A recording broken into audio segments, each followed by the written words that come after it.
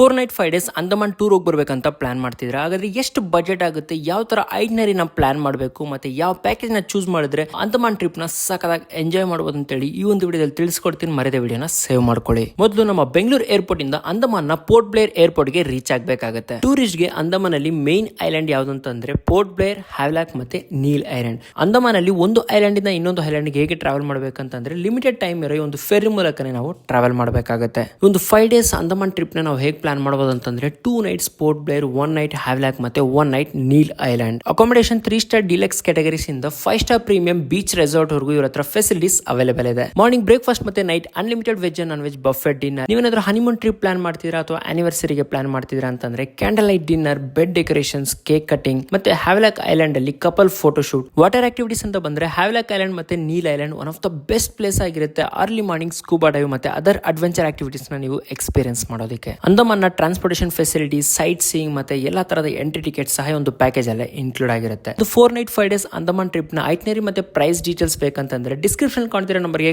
Contact ಮಾಡಿ. ನಮ್ಮ Bengaluru Attibele Sarjapura road ಅಲ್ಲಿರೋ ಪ್ಯಾಕ್ ಯುವರ್ ಬ್ಯಾಗ್ಸ್ ನ ಚೂಸ್ ಮಾಡಿ ನಿಮ್ಮೊಂದು ಅಂಡಮಾನ್ ಟ್ರಿಪ್ ನ ಸಖತ್ತಾಗಿ ಎಂಜಾಯ್ ಮಾಡಿ.